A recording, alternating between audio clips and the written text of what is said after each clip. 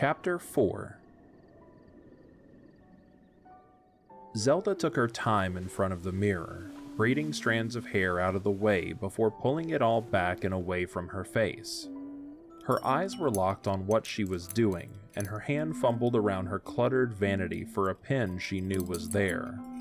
When she found it, she took it between her teeth to use both hands to pull her hair tighter, using the pin to secure it all. The morning had a chilly bite in the air, so Zelda wore quarter sleeves. But she had rolled them, twisting so she could get a good look. There were muscles she hadn't possessed just months ago, and she felt strong.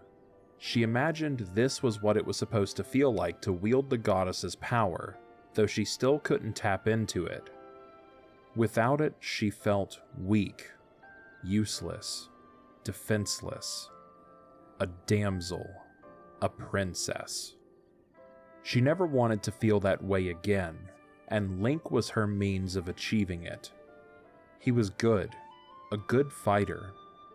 There was absolutely no denying that.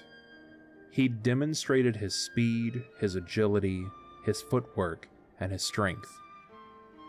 He'd made his point for Zelda. Link was not the most physically intimidating foe. He didn't have the frame of a Hinox or even a brawny man. She'd noticed all this before, but some part of her brain, a part that was programmed by her years of looking at her troops, had continued to underestimate him.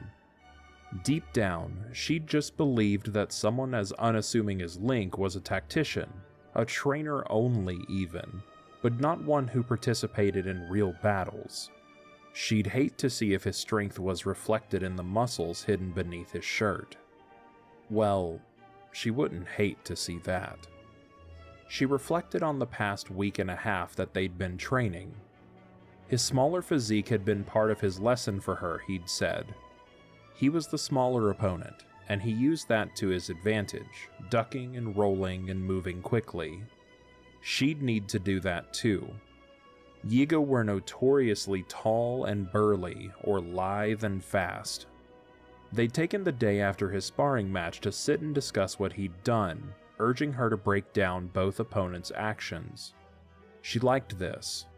It was analytical, and it involved thought over strength.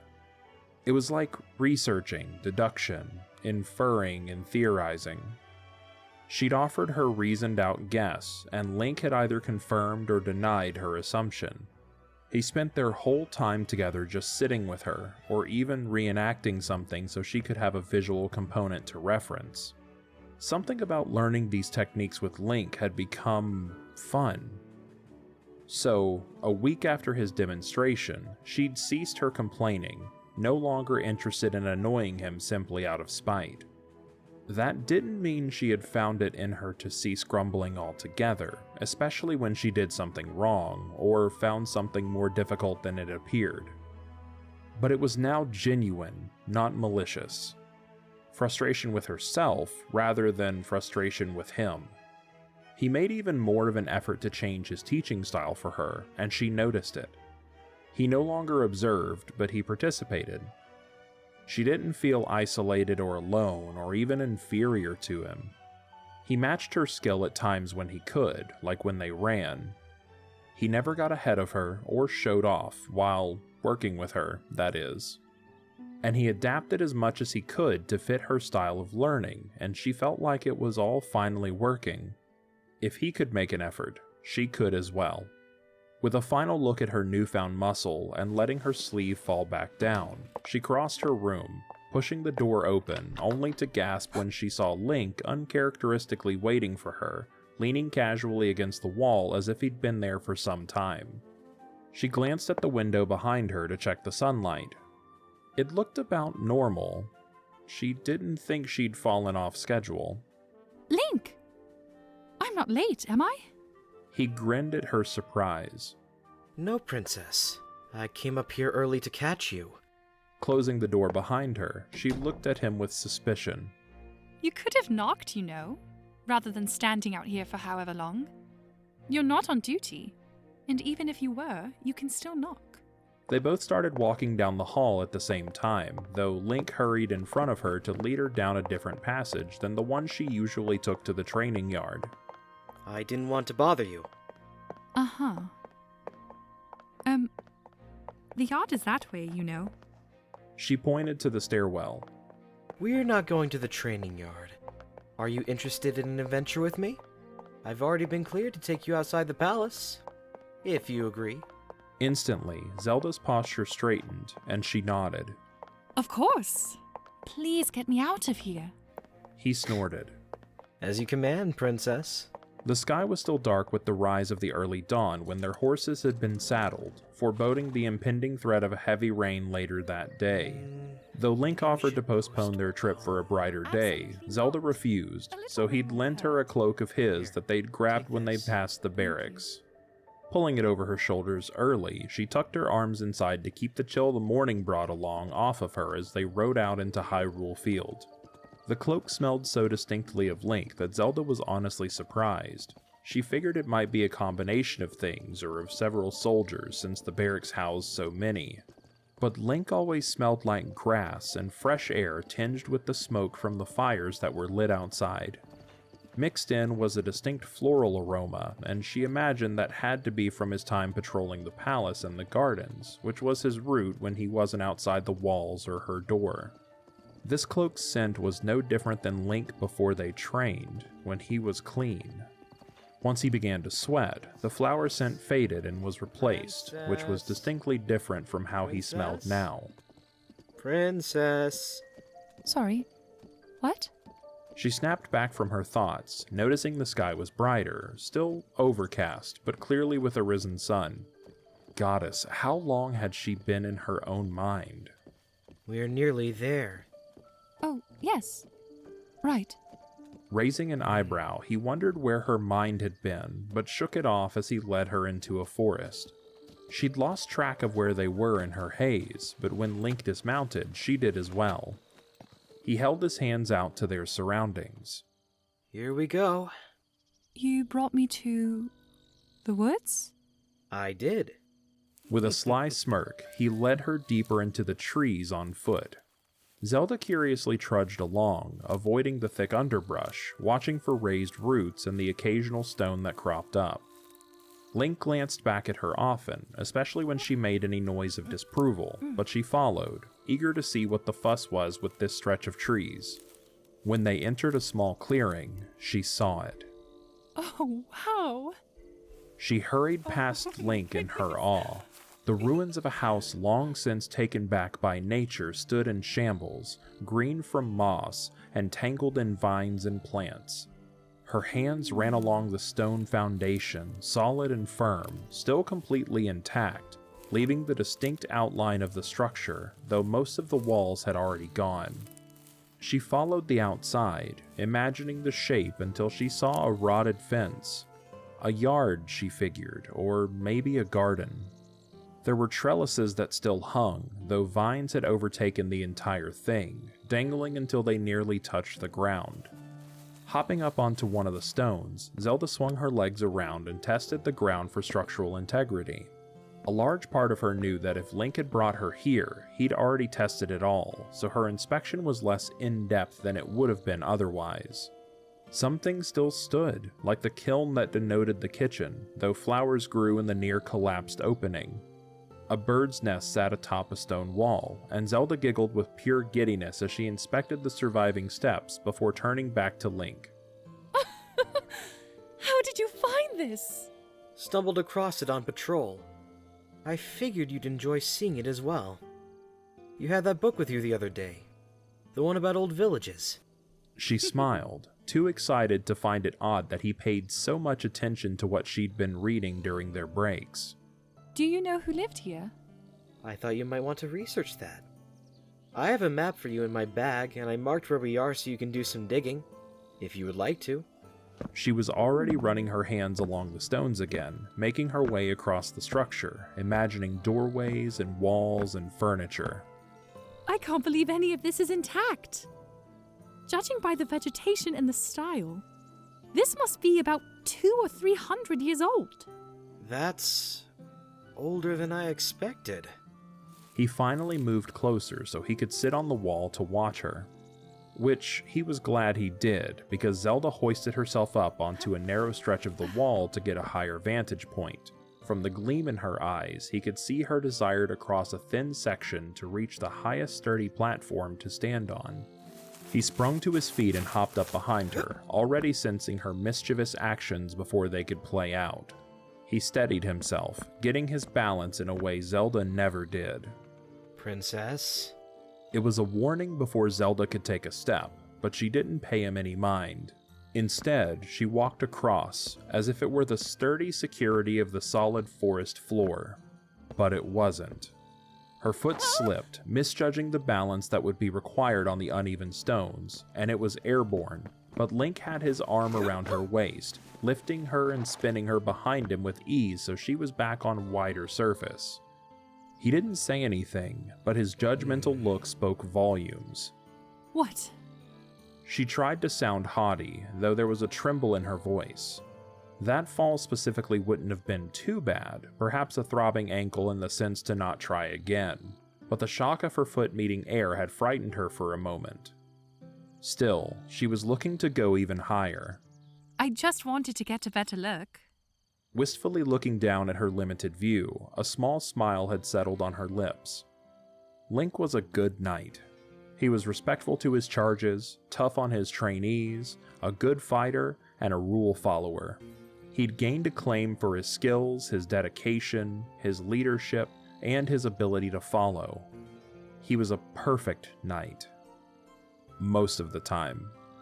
He was also a complete fool, entranced by the softness and genuine delight the Princess of Hyrule radiated in moments like this, where she was entirely entranced in a world that was seemingly designed just for her. She hadn't commanded him, but she might as well have with her desperately excited eyes. He could feel her invisible pull, and Link's caution turned into a desire to get her where she wanted to be. So, he held out his hand. Zelda turned at the movement in her peripheral vision and stared at his hand like it was glowing or possessed. What? Instead of answering, he flexed his fingers, urging her to take it. Cautious at first, she rested her palm against his, stiff and unsure. But Link closed his hand and gave her a light tug as he stepped backwards. She followed, her eyes narrowed suspiciously until she realized that he was going to help her cross the gap to get to her view after all, and then she beamed. If I fall, you will be beheaded by my father. She gave the warning, but there was anything but malice in her words. She was jittering with excitement and nerves. I won't let you fall, for your sake and mine. He confidently took another step back, and she another forward. Heart racing with every step, Zelda felt herself slightly off balance, trying to keep her foot entirely on the stones of the old wall. Link could immediately feel her hand tighten when she started to tilt, and he'd pulled her the other way to steady her until she was solid again. She had no idea how Link was easily walking backwards, though she attempted to mimic his stance regardless, as she often did when they trained. Are you secretly an acrobat? No. He chuckled, glancing back as though she reminded him where they were. This is a lot like fighting. Footwork and balance are important. So we're training then. It seems that way. He took a few more slow steps with her before his foot hit the surface behind him. He turned for an assessment of it and gestured for her to stop. Do not move a muscle while I get up there, okay? No jokes this time. Okay. She held her breath, watching as Link carefully hoisted himself up onto the last ledge. He took his time so the surface wouldn't shift suddenly with his unexpected weight before he hopped around, testing its stability for a long stretch of time. It wasn't for a while that he was apparently satisfied when he bent down and laid on his stomach to get his hand out far enough to her. She let out her breath and grabbed him again to cross the rest of the way, wondering how she was going to get up as well. It didn't look too stable, and she wasn't sure she could jump that high without being a bit haphazard with her landing. But Link sat up and crouched, holding out his other hand as well. Her hand instinctively went up, and he grabbed her wrist. On 3, jump. 1, 2, 3. She jumped, feeling Link do the rest of the work as he hoisted her as high as he could until he was able to replace his hold on her wrist with her waist. Her free arm went around his neck to help with leverage. There was a jerk against her wrist, and she felt Link pulling her carefully by her belt so she was steadied and controlled while he set her beside him and helped her stand. Their faces were close as Link kept an intensely tight hold of her until she found her footing. You alright? He didn't need to raise his voice any higher. His eyes were locked on her feet, making sure she had room, could move, and looked stable. But when he looked up, he was lost in her, and she faltered just as well. Yes, I am. Thank you. If she wanted to, she could lean forward just a hair's breadth and be against his parted lips. If she liked him at all, that is. Chalking it up to her adrenaline and racing heart, she forced herself to look away. He was still that knight who refused to let her use a sword and made her run all day.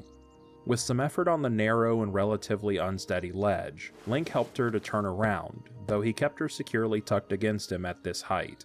There was almost no room for them both up there anyway, and Link wasn't going to let her lean forward in her obvious curiosity, only to fall from what was clearly the former second floor of an ancient building, and surely end up with a cracked skull, or worse. As it is, he shouldn't have let her up this high. He shouldn't have let her walk that narrow path. He really shouldn't have even taken her here, considering he'd told her father that he'd planned to escort her to a small goddess statue to pray. He'd seen how hard Zelda was working with him in the mornings, and though she didn't seem to think he was actually listening to her when she spoke while they jogged, he'd reasoned out enough to know that she wasn't sleeping, instead fruitlessly praying to the goddess. He'd seen her sagging body when she'd thought he wasn't looking, and he could spot the dark circles under her eyes that she tried to cover with makeup, though she only ever ended up sweating it off. All he wanted to do was give her a day off. And there was only one way he had been able to do that. Lie to the King of Hyrule. He would need to confess to Zelda before they returned, just in case her father asked her how it went, but he'd planned to wait until the last moment so she wouldn't have it on her mind just yet. This is incredible! Absolutely incredible! She stared at the foundation in awe. Pointing at something, she was in her own world, though she seemed to have brought Link into it with her. This must have been part of the property. I wonder if there are any other remaining structures in the surrounding areas. A barn or something. Do you know? I don't, Princess. This has to be the second floor of the main estate. The fact that this is still sturdy enough to support our weight is just... Incredible? Zelda smiled, shrugging against him. She sighed and enjoyed the rare view of the once intact home. Yes. How in Hyrule did you get my father to agree to this trip? Well, it seemed he wouldn't be able to keep it from her for nearly as long as he'd planned. He could lie now and then tell her later. That way, she wouldn't feel any responsibility for his untruthfulness. But something about Zelda made Link want to never lie unless her life depended on it. Lie to the king? Sure. Lie to Zelda? Not unless necessary. He didn't, exactly. Link muttered that into her ear, still clutching her firmly as she continued to squirm around for the best view of the area. But at his words, she stopped and turned her head a bit, not daring to turn completely. She didn't say anything, waiting instead for him to finish explaining without prompting. He sighed when he realized her silence didn't equate to her letting the subject drop. I told him I was taking you to a goddess statue. This time, he could feel her stiffen in shock, and she did make the effort to face him. Link's hands adjusted so she could turn, but he was surprised by her sudden, hollow expression. Oh. Okay. We should get down then. That wasn't quite the reaction he'd expected, but Link let her back down, just as careful and slowly as he had helped her up. From the moment Zelda's feet hit the grass, she was on the move, heading straight for the tree line. Let's get this over with. Lead on. Link hustled to follow her, confused. Where? She glanced around, unable to see anything close by, and brushed past him to get back to her horse. I appreciate the detour, but let's just be done with this so we can head back. Grabbing her horse's reins, Link moved in front of her, his brows raised, his eyes confused. I really don't understand. Where do you want to go? Just take me to the goddess statue, Link. Link's features softened in realization, and he shook his head. No, Princess. There is no goddess statue. Zelda's brows furrowed, matching his earlier confusion. That's just what I told King Rome. There is no goddess statue out here. Well, if there is, it's not one I know of. What? Then, why? She looked around as though her father were about to jump out and announce the joke. Why did you bring me here then? With a soft laugh, Link gestured to the remains. To see this? I don't understand. Is there a secret training exercise? I assumed there would be at some point. No, there's no ulterior motive. I can certainly conjure a lesson, if you want. Balance, footwork, something. But no, Princess. You've just been working hard, and I thought that this was something you'd enjoy for a change of pace. The silence that hung between them was awkward and palpable. Zelda simply stared at him, unheard thoughts passing along her wide eyes. Link watched her for a long moment before backtracking. I should have asked if you wanted to come out here in the first place. I was just trying to... But it was quite wrong of me to do this without permission. Yours or the king's. And Zelda tentatively stepped up to Link and wrapped her arms under his, a light hug, an awkward and unfamiliar one that screamed out a lack of practice in the area on her part. Admittedly, it had been quite some time since she'd last hugged someone, but it was an attempt all the same, and he wasn't flinching away. Thank you, Link. It's just... this doesn't happen often. I kind of still am just waiting for the other shoe to drop. The condition of us being out here. That's what I'm used to. And trust me, I'll tell my father we prayed so hard at some statue today that we passed out. With the same level of unbearable, awkward unfamiliarity, Link lightly tapped his hand against her arms, a return of her gesture in his own way. A hug was something he hadn't experienced in... goddess knows how long. Whenever he'd last been home several years ago, perhaps. He was most assuredly out of practice, and only prayed it didn't read to Zelda as disinterest. He tried so hard to put all the emotion he could muster into it, but it was still an awkward pat on her arm. The only condition of this trip was that I wanted to see you enjoy yourself. And for a while, I believe you were. I absolutely was. And still, I am. She let go of him and stepped back towards the foundation with a renewed energy. What do you think this room was? I'd bet this was a pantry, given its relative location with the kitchen. Storage shed for tools, maybe?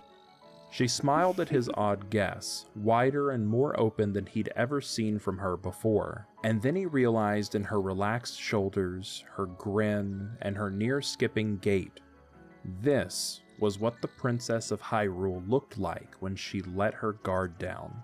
It wasn't a sight he'd ever seen, not even when they first arrived. She looked truly happy and at peace. Is that what you really believe? Of course. Liar! You lied to my father and now to me. Link shrugged, joining beside her. I'd only ever tell you unconvincing white lies or lies to save your life, Princess. White lies? So, when you tell me how good I'm doing with certain exercises, those are white lies? He bit his lip and shook his head, trying not to grin. Never. Zelda's mouth dropped open, and she bent down to grab a pine cone before tossing it at his head, giggling uncontrollably at his surprised expression. It was giddy, like he'd unlocked the door to an overflowing room simply by admitting that this was a trip without any expectations on her. There was a part of him that felt incredibly sad, but another that screamed that treasonously lying to a king might just have been one of the best decisions he'd ever made. Because goddess, that smile, the gleam in her eyes, he was utterly caught in it, doomed to burn in their intensity and gladly accepting the heat all over his skin. He managed to bring himself back to the moment, dodging the pine cone with ease, and then leveled his gaze with her. I thought I taught you better than to underestimate an opponent. You won't teach me to fight. She countered with that, but there was nothing but humor in her voice. So, I'm not informed on such a rule just yet.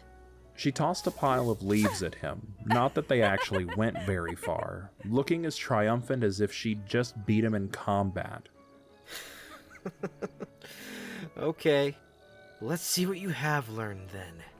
He reached down and grabbed the same pine cone she'd tried to hit him with and held it menacingly in his hands. Zelda could see the change in his expression too, the smirk on his lips, the mischief in his eyes. She yelped and hopped around a rock as he took a few steps toward her. She was laughing as she looked over her shoulder to avoid the overgrown seed when Link threw it as though it were an arrow, perfectly straight, aimed well. She ducked and picked it back up before using the foundation of the building as her shield. Link hopped up onto the stones, gave a running start, and jumped off, rolling in the grass to break his fall just as he landed in front of her, a smug smile spread on his face, one that wrinkled his eyes from how broad it was. That smile, that genuine emotion that crept onto his face, unabashed and proudly displayed for her. She felt her heart flutter for a moment, distracting her from everything around her. Back at the castle, he was stoic, snarky at times, even humorous when they were alone, but still always reserved. And now, something about the woods had him laughing, relaxed, free. The woods had to have been cursed or blessed. What else had made them both so suddenly comfortable with one another? Would you show me how to do that? That run and roll thing? She motioned to the wall, ducking her arms behind her back when he wasn't looking. Absolutely not. You're learning defense, not how to break your neck. Well, you just did it. I've trained. Yes, or so you keep saying. Link's brow lifted once again, and he shook his head. You shouldn't challenge people, Princess. You know you could have won this little match a long time ago. In a quick motion, he had Zelda trapped in his arms, his fingers prying the pine cone from behind her back before he tauntingly flipped it in the air in front of her face. Zelda scoffed, though she didn't mind the tingly burn she felt at his closeness. In fact, it was a welcome comfort from her usually distant lifestyle. Oh? And how is that? This time, Link tossed the pine cone up and let Zelda catch it with a grin on both their faces. He backed away from her and splashed a pile of leaves in her direction, taunting her. Running.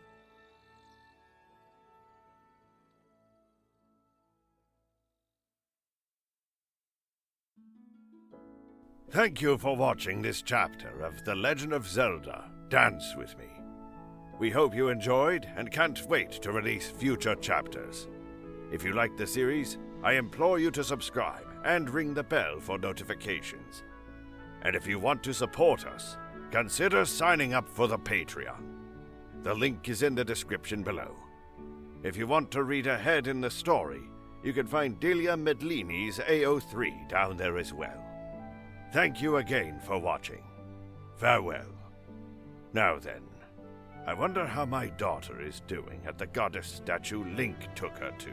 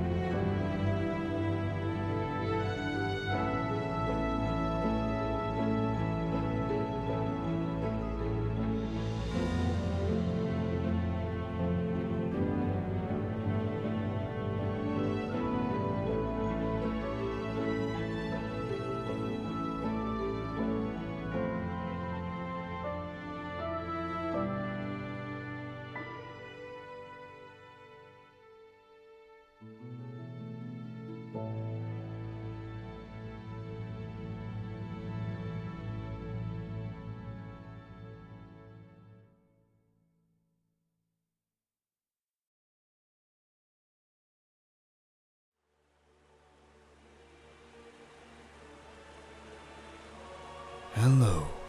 I am the Kanchindanga, but you can call me the Wanderer. I go around sharing my stories, and this one is no exception. This is Kenlar, the man you all know and love. However, he has a secret about him. He loves Link's balls. This is the Tapper Pancake. He also loves Link's balls. Despite the fact that Link's balls are plural, neither parties wish to share. Therefore, a fight for Link's balls will surely emerge.